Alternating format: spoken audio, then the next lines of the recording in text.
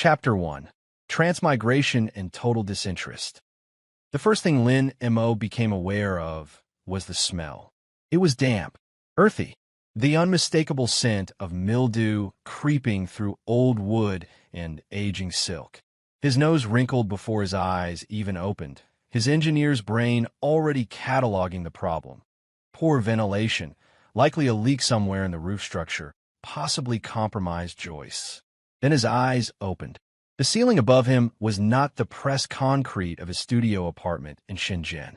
It was dark, aged timber, hand-carved with lotus patterns that might have been beautiful 300 years ago. Now they were merely dusty. Lin Mo sat up, so fast his head spun. The room was small.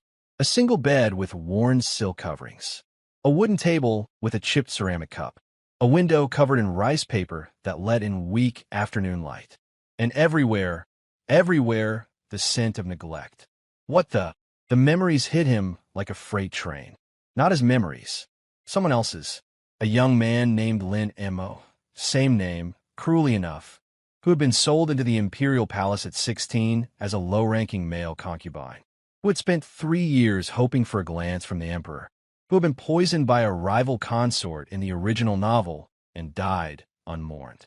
The original novel. Lin Mo pressed his palms to his temples as the full horror of his situation dawned on him. He wasn't just in another place. He was in another world, another body, another life.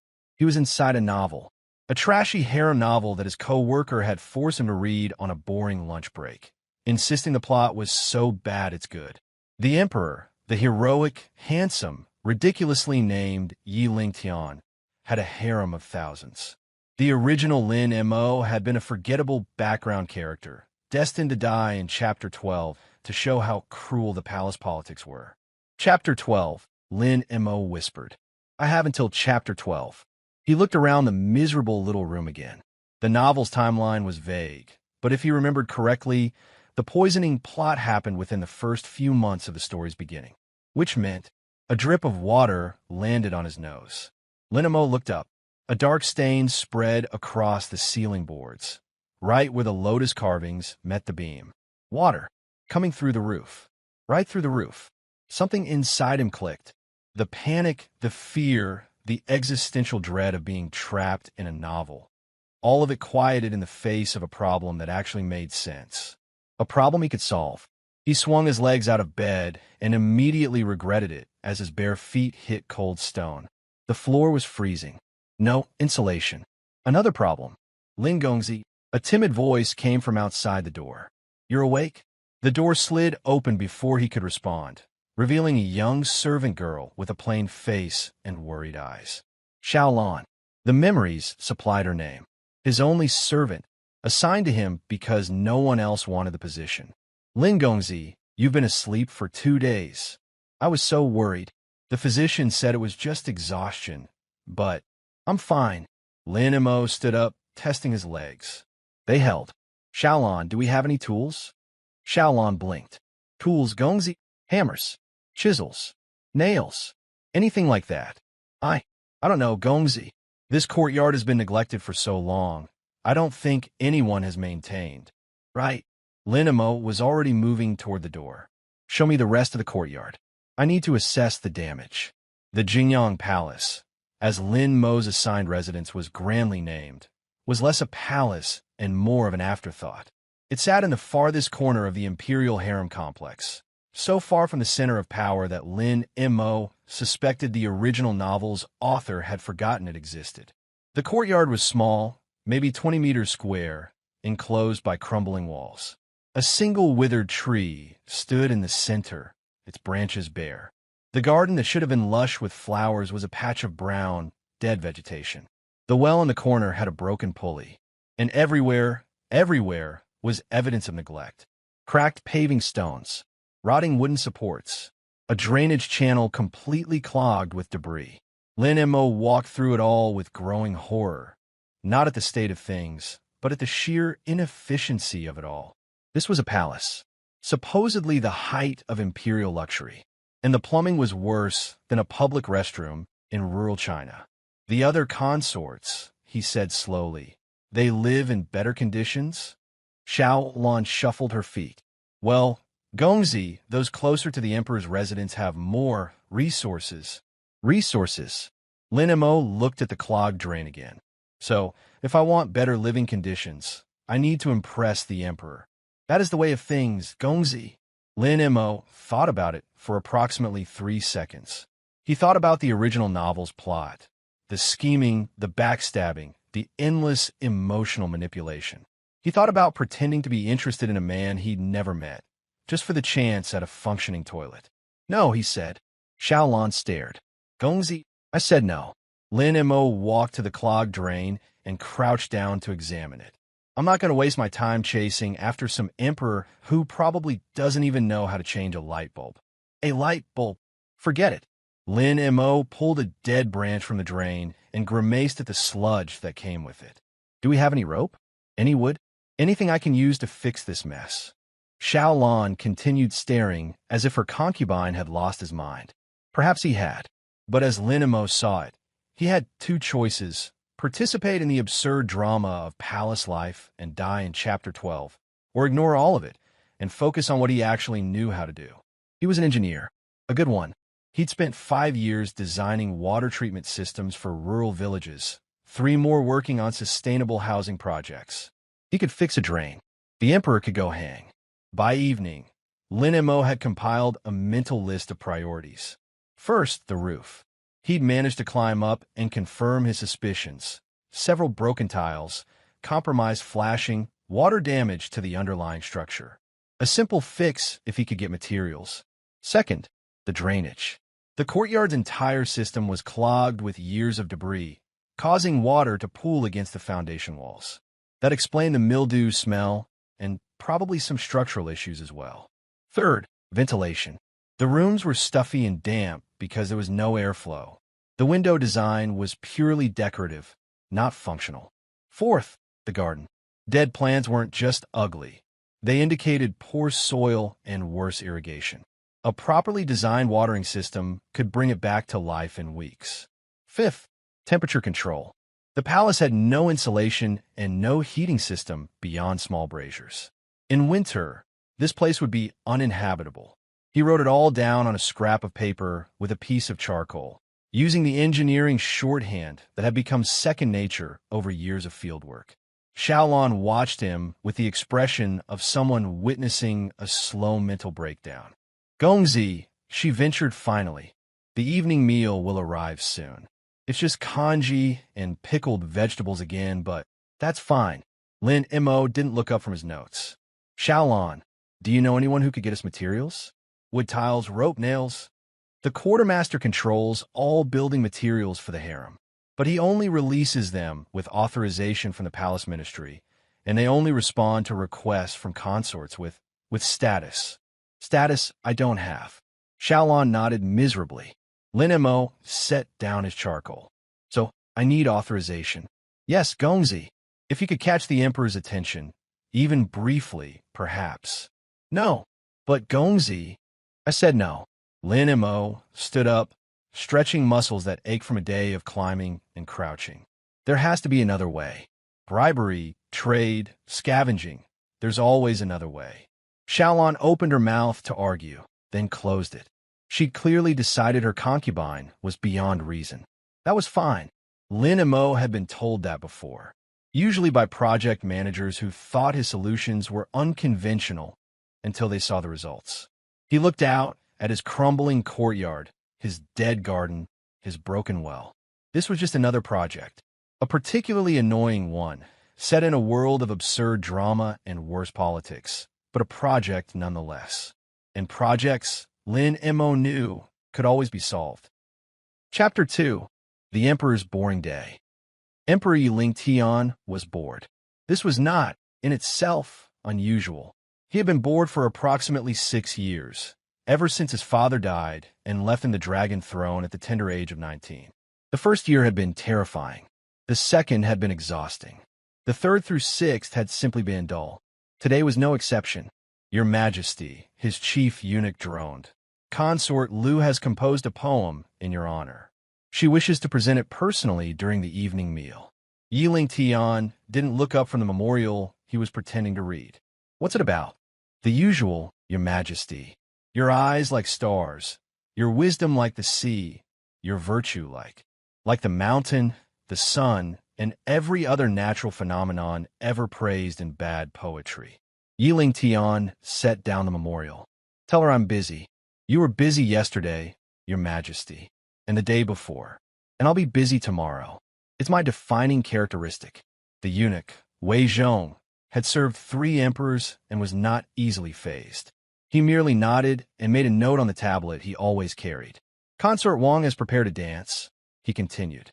"Consort Zhao has learned a new instrument. Consort Li has. Is there anyone in this palace who isn't desperate to perform for me?" Wei Zhong paused. "The cooks, Your Majesty.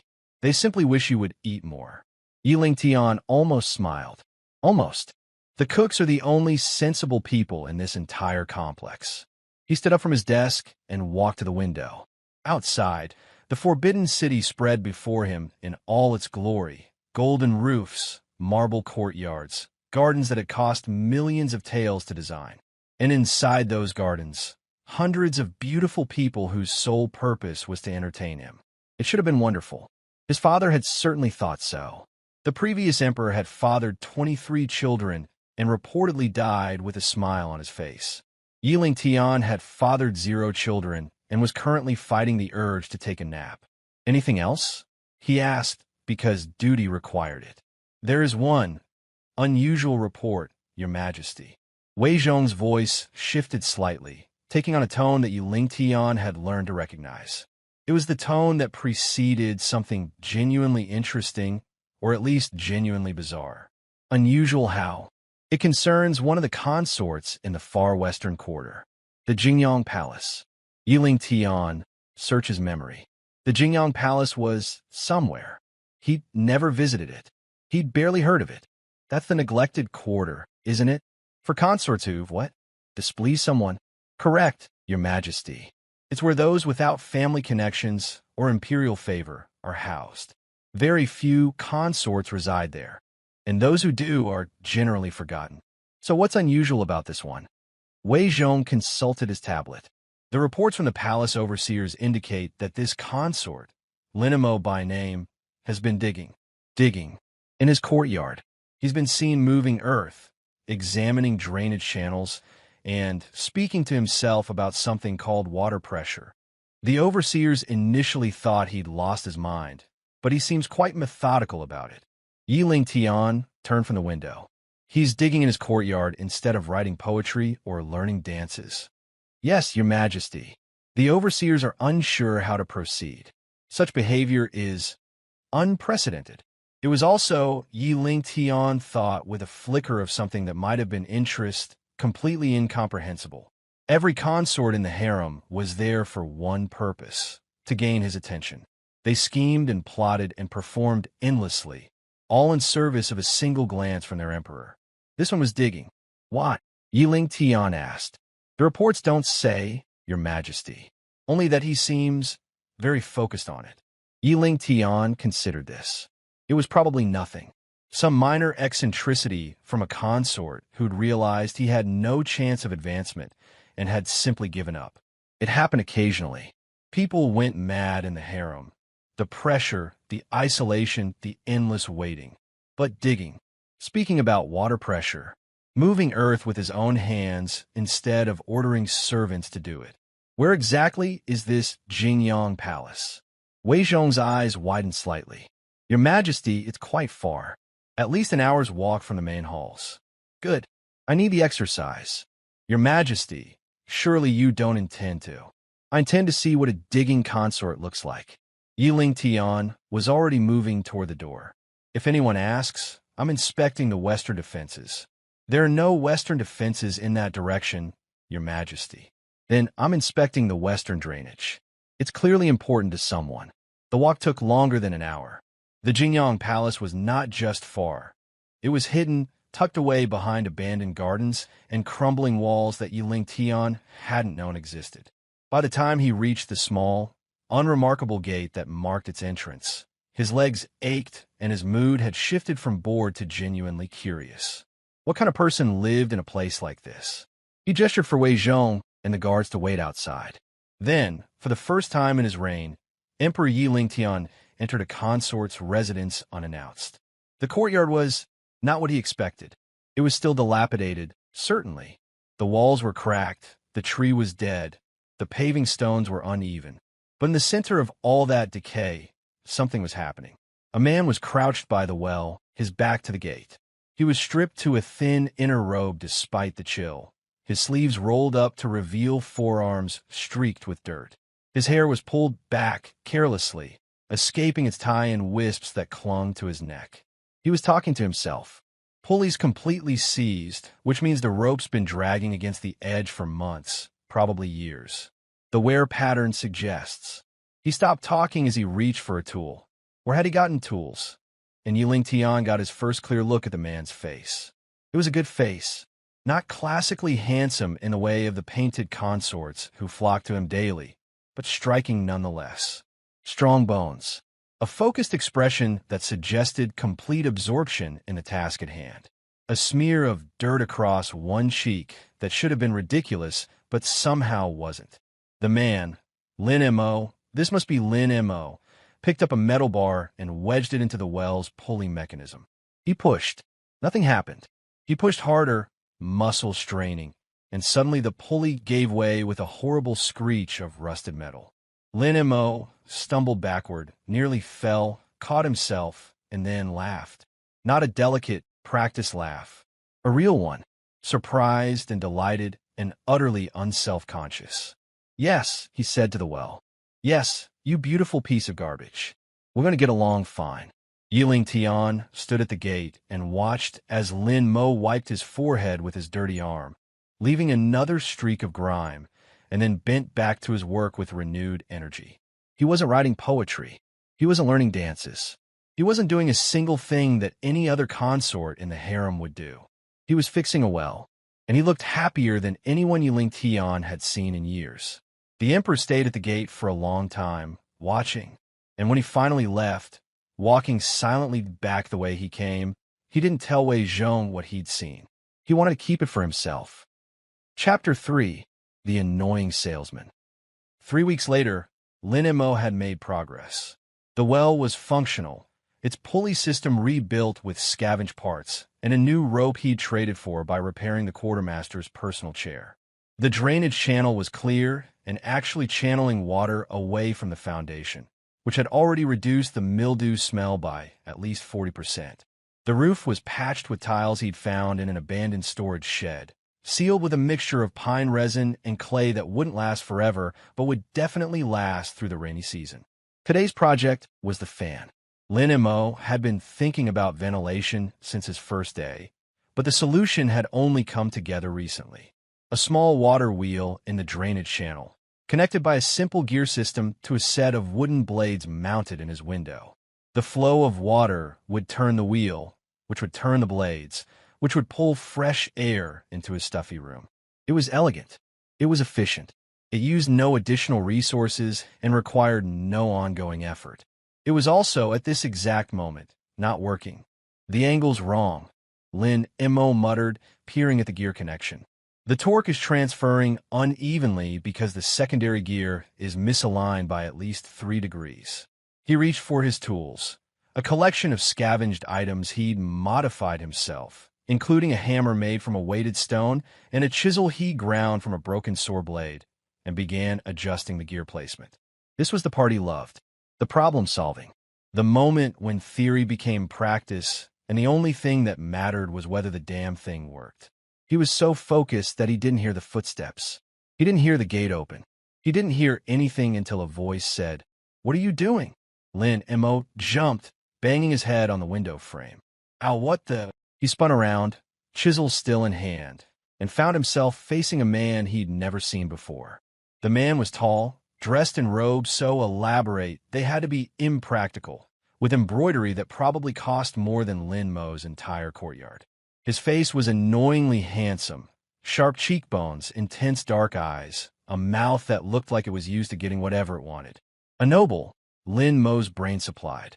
Some rich idiot who'd gotten lost on his way to wherever rich idiots went. "Well," the man said, "I asked what you're doing." Lin Mo's first instinct was to be polite. He was, after all, a low-ranking consort in a society where offending a noble could have serious consequences. His second instinct, the one that won, was irritation. He'd been in the middle of something important. His head hurt where he'd hit it, and this stranger was standing in his courtyard like he owned the place, which technically someone did own it, but that someone wasn't this guy. "I'm working," Lin Mo said flatly. "If you're here to mock my efforts or demand that I fix something for you, save your breath. I'm busy." The man's eyebrows rose. "You don't know who I am. Should I?" Lin Mo turned back to his fan. The gear was definitely misaligned. He needed to shim it somehow. "Look, I don't know which noble house you belong to or what you're doing in this part of the palace, but I'm in the middle of a delicate adjustment. If you're not here to help, you're in the way." Silence. Then, incredulously, "I'm in the way." "Yes, that's what I said." Lin Mo found a thin piece of wood and began carving it into a shim. "The gate's that way. Feel free to use it." More silence. Lin Mo could feel the man staring at him, but he refused to look up. He'd dealt with difficult stakeholders before. The key was to project competence and disinterest until they got bored and left. "You're fixing that?"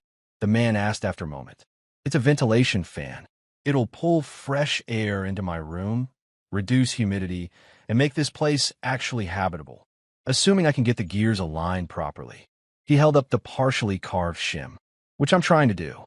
And the water will outside powers it. The drainage channel has enough flow to turn it continuously. It's basic physics." Lin Mood finally looked up, fixing the man with his best "why are you still here" expression.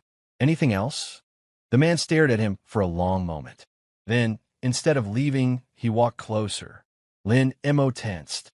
Was this going to be a problem? Some nobles got offended by the slightest disrespect, and he'd definitely been disrespectful. But the man didn't look offended. He looked fascinated. "Show me," he said. "Show you what?" "How it works." "The whole system." The man gestured at the water, visible through the window. "I want to understand it." Lin Mo blinked. "You want me to explain engineering to you? If that's what this is." "Yes." It was such an unexpected request that Lin Mo found himself agreeing before he could think better of it. He led the man outside and showed him the water wheel, explaining how the flow turned the blades, how the gears transferred that motion to the fan inside, how the angle of the fan blades affected air movement. The man listened, actually listened, asking questions that were surprisingly intelligent for someone who clearly had no technical background. "When you talk about torque," he said at one point, "you mean the force of the turning?" "Essentially, yes. It's rotational force. If the gears are misaligned, the torque doesn't transfer efficiently and the system fails. And you can fix that with a piece of wood." "A precisely carved piece of wood, yes." Lin Mo held up his shim. "This will adjust the gear spacing by about 2 millimeters. That should be enough." The man nodded slowly, his eyes moving from the water wheel to the fan to Lin Mo's face. There was something in his expression that Lin Mo couldn't quite read. Appreciation, maybe, or surprise, or something else entirely. "You're not like the others," the man said finally. Lin Mo snorted. "You mean I'm not writing terrible poetry about eyes like stars? I see you've heard that particular poem." "I've heard them all. They're all the same." Lin Mo turned back to his fan, slotting the shim into place. The emperor must be the most bored person in existence, listening to that nonsense day after day. The man made a strange sound, something between a cough and a laugh. "You think so? I know so. Anyone with half a brain would be. All that performative emotion, all that desperate attention-seeking." Lin Mo tightened the gear and mechanism and stepped back. "Give me a genuine problem any day. Something I can actually fix." The fan began to turn, slowly at first, then faster as the gears caught properly. Cool air flowed through the window, fresh and clean. Lin Mo smiled. "There, perfect." When he turned around, the man was still watching him with that unreadable expression. He looked like he wanted to say something, but before he could, a voice called from outside the gate. "Yours, sir. We should return. It's getting late." The man's face flickered with something, annoyance, resignation, before smoothing into neutral politeness. "I should go," he said, "but I'll come back." if that's acceptable. Lin Mo shrugged. It's a free country. Well, not free, but you know what I mean. Just don't get in my way next time. The man smiled. It was a real smile, Lin Mo noticed with surprise. Not the practiced expression of a noble performing courtesy, but something genuine. I wouldn't dream of it. He left. Lin Mo watched him go, then shook his head and returned his fan.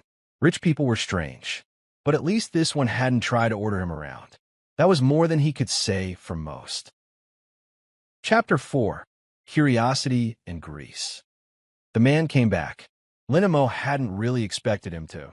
Noble said things like, "I'll come back," the way people said, "We should have lunch sometime," meaning never. But 3 days after the first visit, there he was again, standing at the gate like he belonged there. "You're back," Lin Mo said, not looking up from the irrigation system he was building. "I said I would be. You also said you wouldn't get in my way. So far you're managing that by standing there doing nothing, which I suppose counts." The man laughed. It was a nice laugh, Lin Mo noticed. Warm. Genuine. "May I come in?" the man asked. "Or will that count as getting in your way?" Lin Mo considered this. On one hand, he had work to do. On the other hand, it was nice to have someone to talk to, even if that someone was an annoyingly handsome noble who probably couldn't tell a wrench from a chisel. "Fine. Just don't touch anything." The man walked into the courtyard with an ease that suggested he was used to entering places uninvited. He looked around at the changes Lin Mo had made. The repaired well, the cleared drainage channels, the beginnings of the irrigation system. "You've done a lot," he said. "It's been 3 weeks. I've barely started. What's this?" The man pointed at the network of bamboo pipes Lin Mo was assembling. "Irrigation. The garden's dead because the soil's too dry and the watering methods are inefficient. This system will deliver water directly to the roots of whatever I plant, using gravity and controlled flow rates." Controlled flow rates. The man said the words like they were fascinating. "What do you control them?" Lin Mo picked up a small valve he'd carved from wood. It restricts the opening, which reduces the amount of water that can pass through. Turn it one way, more water. Turn it the other, less. The man took the valve carefully, turning it over in his hands. His fingers were long and elegant, Lin Mo noticed. Not a laborer's hands, but they handled the wooden object with respect. "You made this?" "Carved it myself. The design's simple enough, but the threading has to be precise or it won't seal properly." The threading. The man peered at the spiral grooves Lin Mo had cut into the wood. "You did this with what?" Lin Mo held up his improvised chisel. It's not ideal, but it works." The man stared at the crude tool, then at the precise threading on the valve. Something shifted in his expression. Respect, maybe, or wonder. "You're remarkable," he said quietly. Lin Mo felt his face warm. "I'm an engineer. This is what engineers do. In my experience, engineers sit at desks and push paper. They don't build things with their own hands. Then your experience is with the wrong kind of engineers." Lin Mo took the valve back and fitted it into place. "The best engineers are the ones who get their hands dirty. You can't design something properly if you don't understand how it's made." He demonstrated the valve's function, opening and closing it to show the water flow. The man watched intently, asking questions that grew increasingly sophisticated as the afternoon wore on. By the time the light began to fade, they'd covered irrigation systems, gear mechanics, material properties, and the fundamental principles of fluid dynamics. Lin Mo was impressed despite himself. For a noble, this guy was surprisingly smart. "What's your name?" Lin Mo asked as the man prepared to leave. "You keep showing up, and I keep calling you the noble in my head. It's getting old." The man hesitated just for a moment. Yi Ling." Lin Mo raised an eyebrow. "Yi Ling? That's a commoner's name. My family prefers simplicity." "Fair enough." Lin Mo wiped his hands on his already filthy robe. "I'm Lin Mo, but you probably already knew that, since you keep showing up at my courtyard." Yi Ling smiled. "I didn't know. The digging consort is something of a legend in some circles." "The digging consort?" Lin Mo snorted. "I've had worse titles." "I'm sure you have." Yi Ling moved toward the gate, then paused. "May I come again tomorrow?" Lin Mo considered this. He had a lot of work to do. The irrigation system was only half finished, and he still needed to source seeds for the garden, and the ventilation fan needed additional adjustments. And, yeah, he said, if you want. Just don't expect me to entertain you. I'll be working.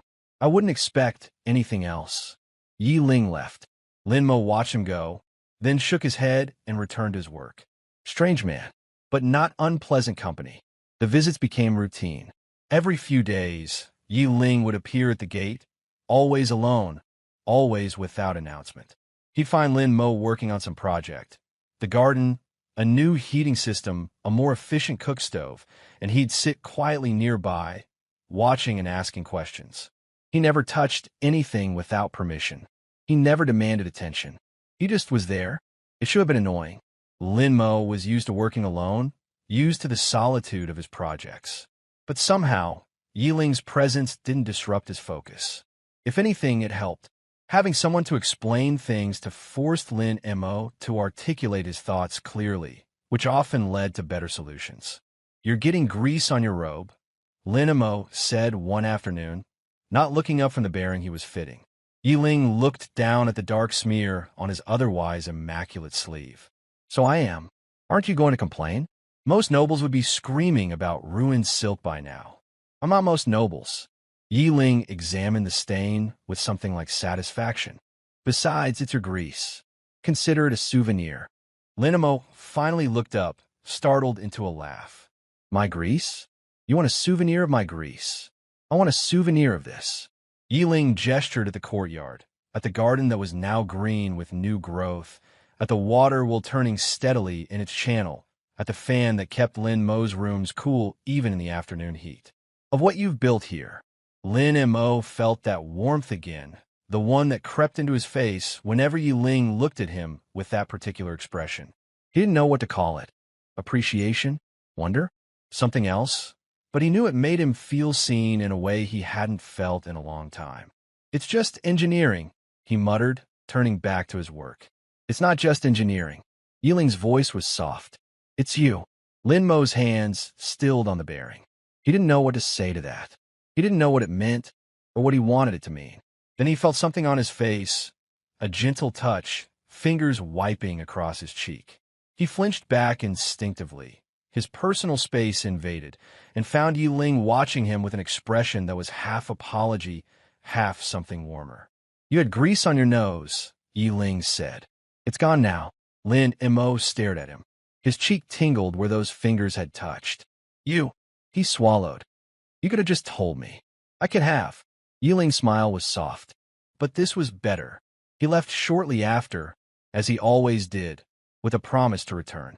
Lin Mo watched him go and touched his own cheek, where the warmth still lingered. What was happening to him? Chapter 5. The Candlelit Drawing. Winter arrived with a vengeance. Lin Mo hadn't known it was coming. The nights had been getting colder for weeks, but he hadn't anticipated how quickly the temperature would drop. One day the garden was still green. The next, frost covered everything and his breath misted in the air. His heating system wasn't finished. He'd been working on it, of course. The design was sound. A series of clay pipes running beneath the floor, connected to a small furnace that would circulate warm air through the rooms. But sourcing the materials had been difficult, and the installation was taking longer than expected. Now, huddled in his room with every layer of clothing he owned, Lin Mo cursed his slow progress. A knock at the gate made him look up. Yi Ling, of course. He'd been coming more frequently as the weather turned, though Lin Mo hadn't thought much about it. Come in, he called. Gate's not locked. Yi Ling entered, shaking snow from his shoulders. His eyes found Lin Mo immediately, and his brow furrowed. You're cold. I'm fine. Lin Mo pulled his blankets tighter. The heating system isn't finished yet, that's all. Yi Ling crossed the room in 3 steps and knelt beside him. His hand pressed against Lin Mo's cheek, and Lin Mo was too cold and too surprised to flinch away. You're freezing. Yi Ling's voice was tight with something that might have been anger. Why didn't you send for more blankets? For braziers. Because I don't have the status to request them, and even if I did, the quartermaster would take weeks to respond. Lin Mo pulled away from the touch. mostly because it was making his heart do strange things. I'm managing. You're not managing. You're suffering. Yiling stood abruptly. Wait here. Where else would I go? Yiling was already gone, disappearing into the snow.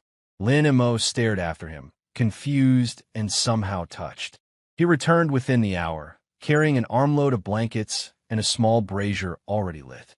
Behind him came servants carrying more wood, coals, thick furs that Lin and Mo had only ever seen in paintings. What did you do? Lin and Mo asked, as Yiling wrapped a fur around his shoulders. Acquired what you needed. Yiling's tone brooked no argument. You'll be warm tonight. But how? Don't ask. Yiling's hand lingered on Lin Mo's shoulder. Just accept it. Lin Mo wanted to argue. He hated owing people, hated being indebted, but the fur was so warm and Yiling's hand was so steady, and he was so tired of being cold. Thank you, he said quietly. Yiling's expression softened. You're welcome. The snow continued through the night, piling higher and higher until travel became impossible. By evening, it was clear that Yiling wasn't going anywhere. You're trapped, Lin Mo said, not entirely displeased by the realization. It appears so.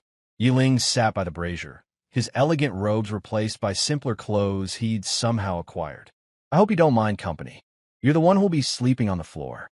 I've slept on worse. Lin Mo doubted that, but he didn't argue. Instead, he pulled out his schematics, the detailed drawings for the palace-wide heating system he'd been designing in his spare time. Since we're stuck here, he said, you might as well make yourself useful. Tell me if this makes sense. He spread the drawings across the floor and began explaining. The central furnace, the network of underground pipes, the valves that would control heat distribution to different sections of the palace, the safety features that would prevent fires. Yiling listened, as he always did, asking questions that proved he was actually paying attention. But as the evening wore on and the candlelight grew dim, Lin Mo noticed that the questions had stopped. He looked up. Yiling wasn't looking at the drawings. He was looking at Lin Mo. What? Lin Mo asked. Nothing. Yiling's voice was soft. I'm just watching. Watching what? You. When you talk about your work. The way you light up. Yiling's eyes traced Lin Mo's face in the candlelight. It's beautiful. Lin Mo's heart stuttered. It's just engineering. It's not. Yiling reached out, his fingers brushing against Lin Mo's cheek. It's you. All of you.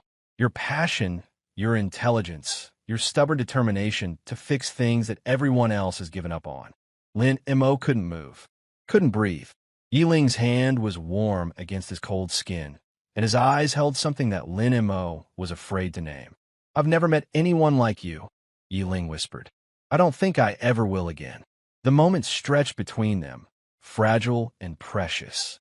Lin Mo felt himself leaning forward, drawn by something stronger than logic, something he couldn't engineer or design or control. Then Yiling's head dropped to his shoulder, and Lin Mo realized how tired he looked. The Emperor, no, Yiling, just Yiling, was exhausted. The weight of whatever life he led outside this courtyard had followed him here, and for the first time, he was letting it show. Lin Mo didn't move, didn't speak. He just sat there, Yiling's head on his shoulder, the drawings forgotten between them, and let himself feel the warmth of another person for the first time in longer than he could remember. Chapter 6. The Poison Plot. Spring arrived, and with it, complications. Lin Mo noticed the change, first in the servants. Xiaolan, who had always been nervous but loyal, started acting strange, jumping at unexpected sounds, avoiding certain parts of the courtyard, looking at Lin Mo with something that might have been fear. What's wrong? He asked one morning. Nothing, Gongzi. She wouldn't meet his eyes. Nothing at all. Lin Mo didn't believe her, but he had work to do. The garden was in full bloom now, vegetables and herbs growing in neat rows thanks to his irrigation system. The heating system was complete and kept his rooms warm even on chilly nights. He'd even started work on a proper stove that would cook food more efficiently than the open flame he'd been using. Yiling still visited, though less frequently now. Something in his life outside the courtyard had grown more demanding, and he often arrived tired and preoccupied. But he always came, and he always stayed long enough to hear about Lin Mo's latest projects. I missed you, Lin Mo said one afternoon, surprising himself by saying it aloud. Yiling's face lit up. Did you? Don't look so pleased. I just mean, you're the only person I talk to besides Xiaolan, and she's been acting strange lately, so... Strange how? Lin Mo shrugged. Nervous. Jumpy. She won't tell me what's wrong. Yiling's expression shifted, something sharp entering his eyes. Has anyone else visited? Anyone you don't know? No. Just you and the quartermaster's assistants when I need materials. Why? No reason. But Yiling's voice was tight, and he left earlier than usual, promising to return soon. Lin Mo didn't think much of it. He had work to do. The gift arrived 3 days later. It came in the afternoon, delivered by a servant Lin Mo didn't recognize. A beautiful ceramic bottle, sealed with red wax, accompanied by a note written in elegant calligraphy. For the consort of Jingyang Palace. A token of appreciation for your contributions to the harem. Lin Mo stared at the bottle. It was wine. Probably the shape was right for wine. But who would send him wine? He didn't know anyone in the palace besides Yi Ling and the quartermaster's assistants. Xiaolan, he called. Did you see who delivered this? No answer. Xiaolan. Still nothing. Lin Mo set down the bottle and went to look for her. Her room was empty. The courtyard was empty. The gate stood slightly ajar, swinging in the spring breeze. Strange. She never left without telling him. Lin Mo returned to his main room, unsettled. The bottle sat on his table, innocent and somehow menacing. He picked it up, examining the seal. No markings he recognized. No indication of who had sent it. He was still holding it when the gate burst open.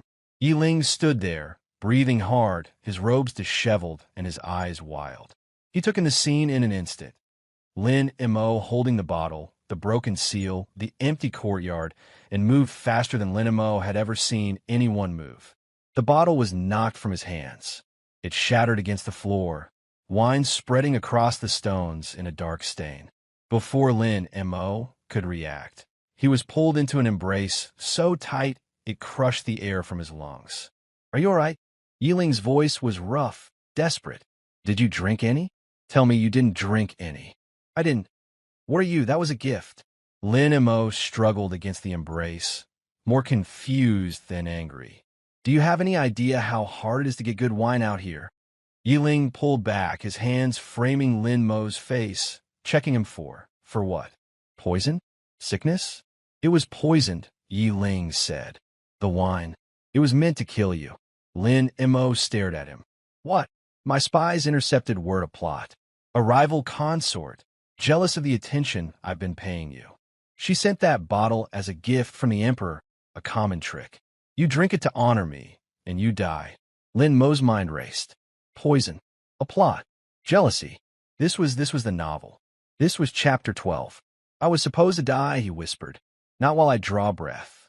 Yiling pulled him close again, and this time Lin Mo felt the tremor in his arms, the fear that radiated from every line of his body.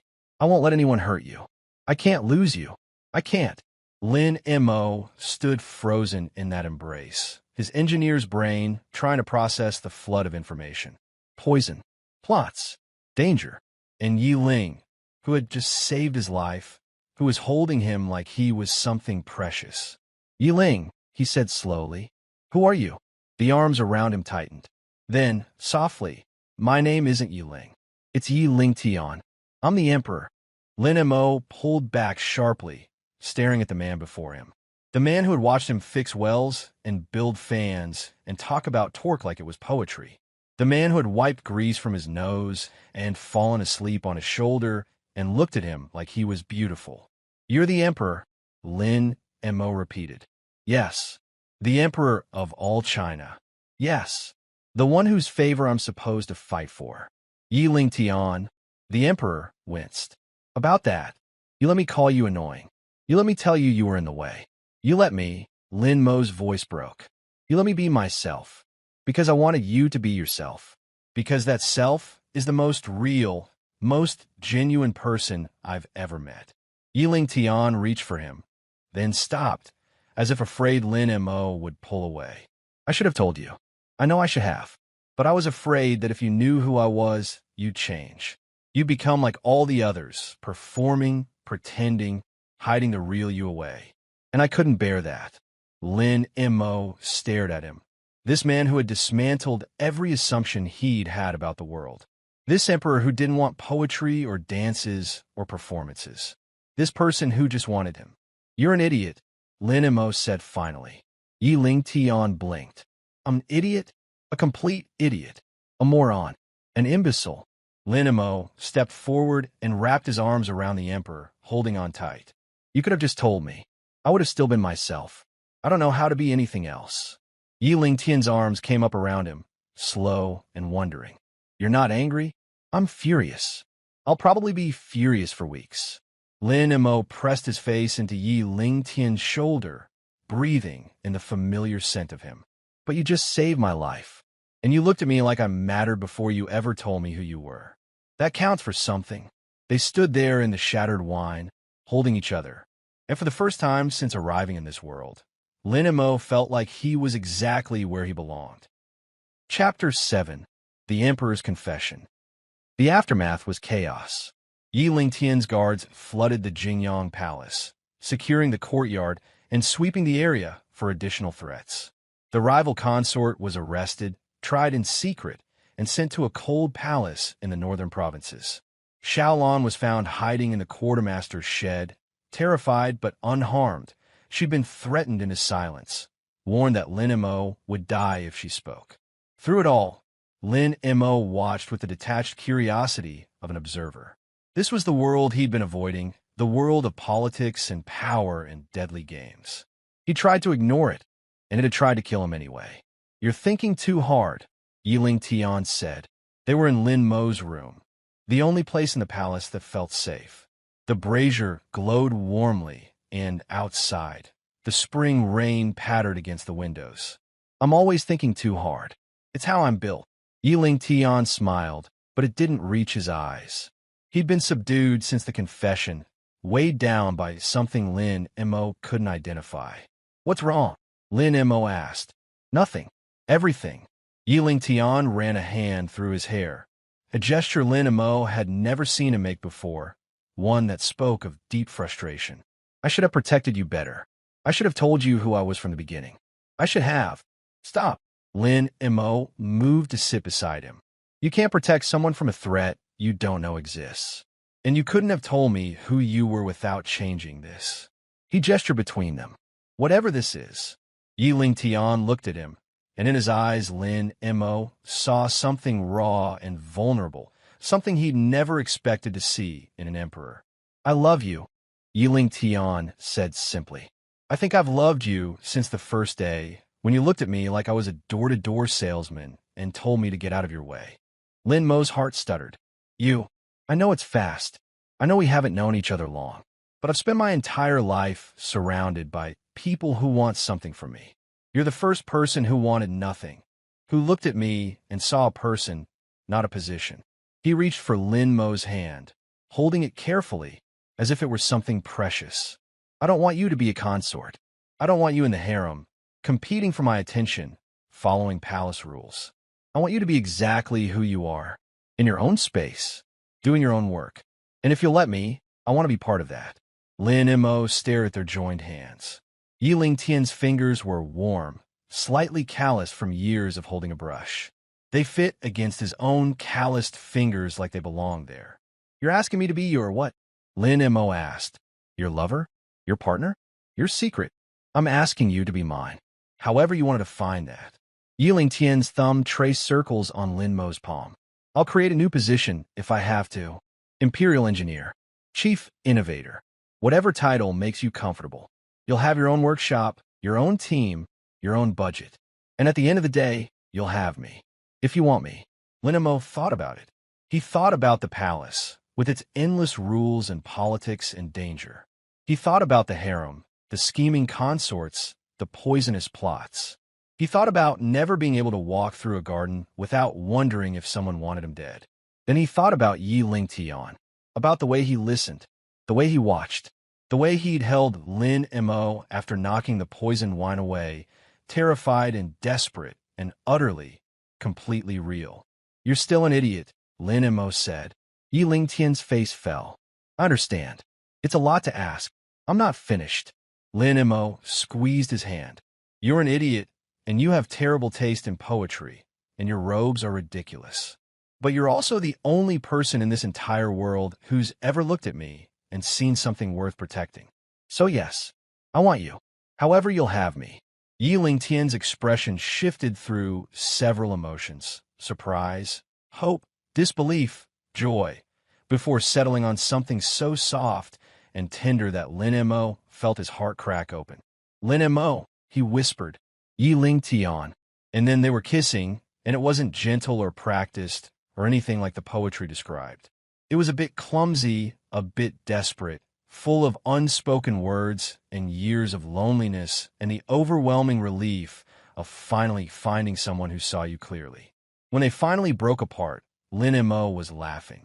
What? Yi Lingtian asked, breathless. I just realized. I'm going to have to explain thermodynamics to the Emperor of China on a regular basis. Yi Lingtian grinned. I look forward to every moment of it. Chapter 8. The Imperial Engineer. 6 months later, the Forbidden City had never been so warm. Lin Mo stood in the center of his workshop, not a consort's courtyard, and surveyed his domain with satisfaction. The space was enormous, filled with tools and materials and half-finished projects. A team of assistants moved around him, cataloging supplies and taking notes on his latest designs. The palace-wide heating system was complete. Every room, from the grandest hall to the smallest servants' quarters, now had access to warm air circulating through underground pipes. The emperor had personally approved the project, and the results spoke for themselves. For the first time in living memory, no one in the Forbidden City would freeze during winter. Lin Darren, one of his assistants, approached hesitantly. The materials for the new plumbing system have arrived. The quartermaster requests your signature. Lin Mo took the clipboard. He designed clipboards because apparently no one in ancient China had thought of them, and scrawled his name. Tell him I'll inspect the delivery this afternoon, and make sure the copper pipes are properly sealed this time. The last batch had micro fissures. Yes, Lin Darren.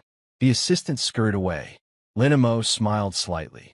It had taken time to get used to the title, Darren, Great One, the honorific for a high-ranking official, but he'd earned it. The Imperial Engineer was now a recognized position in the court, with all the status and resources that entailed. Not that status mattered much to Lin Mo.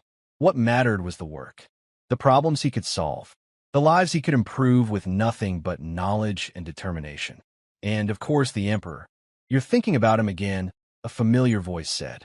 Lin Mo turned to find Yi Lingtian standing in the doorway, dressed in simpler robes than usual, at Lin Mo's insistence, since his elaborate court were kept getting stained with grease. I'm always thinking about you. It's very distracting. Yi Lingtian's smile could have lit the entire palace. Good. I like being distracting. He crossed the workshop, ignoring the assistants who bowed and quickly found reasons to be elsewhere. When he reached Lin Mo, he pulled him into a kiss that was warm and familiar and still made Lin Mo's heart race. You have grease on your nose, Yi Lingtian murmured against his lips. I always have grease on my nose. It's my defining characteristic. It's one of many. Yi Lingtian wiped it away with his thumb, the gesture so familiar now that Lin Mo leaned into it without thinking. Come walk with me. The garden's beautiful this time of evening. Lin Mo glanced at his half-finished projects. There was always more work to do. Always another problem to solve, another system to improve, another design to refine. But there was also this man, this emperor who had walked into his courtyard and never left. This person who loved him not despite his grease and his bluntness and his obsessive focus on work, but because of them. The work can wait, Lin Mo decided. Yi Lingtian's eyes lit up. Really? Really? But only because you're here. If anyone else tried to distract me, I know. You tell them to get out of your workspace. Yi Lingtian laced their fingers together. It's one of the many reasons I love you. They walked through the palace gardens as the sun set, painting the sky in shades of gold and rose. The paths were quiet. Yi Lingtian's guards kept a respectful distance, and the consorts had learned not to interrupt when the Emperor was with his madman. They ended up on the roof of Lin Mo's workshop, a spot they discovered by accident and now claimed as their own. From here, they could see the entire Forbidden City spread before them. The golden roofs, the marble courtyards, the gardens that bloomed in every color. "You've changed everything," Yiling Tian said softly. "I've changed some plumbing and heating systems. That's hardly everything. You've changed me." Yiling Tian turned to face him, and in his eyes Lin Mo saw the same wonder he'd seen that first day in the courtyard. "Before you, I was bored, empty, going through the motions of a life that didn't feel like mine. And then you looked at me like I was nothing special, and somehow that made me feel like I was everything." Lin Mo felt his throat tighten. Yiling Tian, "I know, I'm being sentimental." Yiling Tian smiled. "You can blame it on the sunset. It's a good sunset." Lin Mo moved closer until they were standing chest to chest. "And you're a good man, a good emperor, a good whatever you are to me." "What am I to you?" Lin Mo thought about it. Partner didn't seem right. Lover was too simple. Husband wasn't technically accurate, though they discussed it. In the end, he settled on the truth. "You're home," he said. "You're the first place I've ever felt like I belonged." Yiling Tian's breath caught. Then he was kissing Lin Mo, soft and tender and full of promise. And Lin Mo kissed him back with everything he had. They stood there on the roof, wrapped in each other, as the stars came out one by one. Below them, the palace hummed with life. Servants finishing their duties, guards changing shifts, consorts dreaming of favor they would never receive. But up here, in their own small world, there was only the two of them. An emperor who had been bored with everything, an engineer who had been bored with nothing. Two people who had found each other despite every odd, and who had built something together that neither of them could have built alone. "So," Yiling Tian said eventually, "what's your next project?" Lin Mo laughed. "You really want to know? I always want to know." "All right." Lin Mo settled against him. Looking out at the city, they would spend their lives improving together. "I've been thinking about the grain storage system. The current design allows too much moisture, which leads to spoilage. If we can create a ventilation system that maintains constant humidity levels." Yiling Tian listened. He always listened.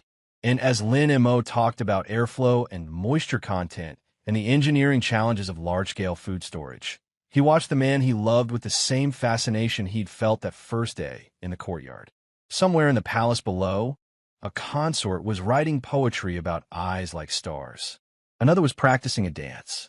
Another was plotting schemes that would never come to fruition. And up on the roof, Emperor Yiling Tian had grease on his sleeve and happiness in his heart, listening to the most brilliant man he'd ever known explain the physics of grain preservation. It was, he thought, absolutely perfect.